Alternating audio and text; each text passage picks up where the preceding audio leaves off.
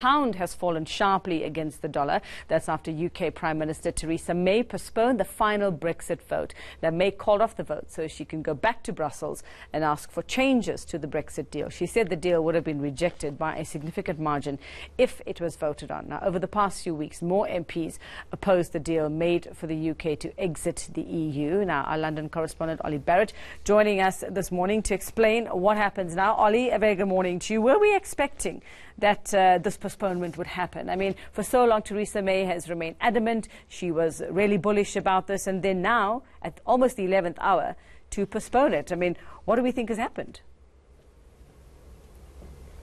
Well, funny you mentioned the 11th hour. At around 11 o'clock UK time yesterday morning, we were told that Theresa May was heading into a briefing of cabinet ministers, and Downing Street insisted that the vote on Tuesday was going to go ahead. A few minutes after that, we started to hear the news being briefed out of that cabinet conference call that actually the vote was not going ahead. There had been splits in Theresa May's cabinet about whether or not it should.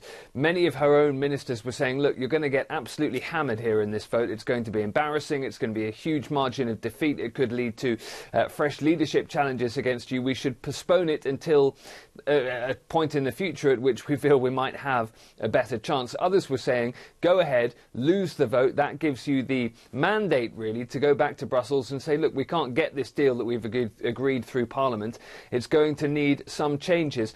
Whichever way you look at it, it led to a pretty embarrassing session in the House of Commons on Monday, with Theresa May having to explain why the vote was being pulled, which was, as you say, essentially because she knew she was going to lose, and lose by a wide margin. Well, so it's also very confusing, Olly, as to, you know, what's the real reason, what has really happened, because the last time when we knew that there were these talks, we understood that there was one sticking point. It was the Northern Ireland border. That was going to be the part that was going to cause a bit of debate about it. But it seemed like everything had been sorted. It seemed like, yes, they managed to work around it. So what are the changes now? What are the changes that she's going to look for, or look at making, or concessions rather? Well, that's the key point here. The issue still remains that backstop solution to to make sure that the border between Northern Ireland and Ireland after Brexit remains soft, that people and goods can flow across it easily. And the backstop solution that's been arrived at, many British MPs and some in Northern Ireland as well feel that actually it will end up with the UK being locked into that backstop solution in an indefinite manner, without the ability to extricate itself from it, without asking the European Union for permission. So what Theresa May is going back to Brussels now and to other European leaders to ask for is some assurances, is how she describes it. Some perhaps legal reassurance, perhaps reassurance in the form of some extra wording to be added to the agreement that's been reached already, which will be able to, she hopes, reassure some of her MPs back here in London that this backstop is A, never going to realistically be used for any significant length of time, and B, that Britain would be able to get out of it. But even that is going to be hard for Theresa May to achieve, because the Irish are very keen that the backstop remains in place. The European Union throughout the negotiations were insistent that a backstop of some sort was a red line in negotiations. We heard from Donald Tusk, the President of the European Council, that there would be no reopening of negotiations here, but that the European Union would be minded to help the UK facilitate its withdrawal. So clearly the EU minded to try and assist in any way that it can, but it won't be a meaningful reopening of negotiations. So it remains to be seen whether whatever it is that Theresa May can achieve in this latest round of talks will be enough to appease her MPs back home.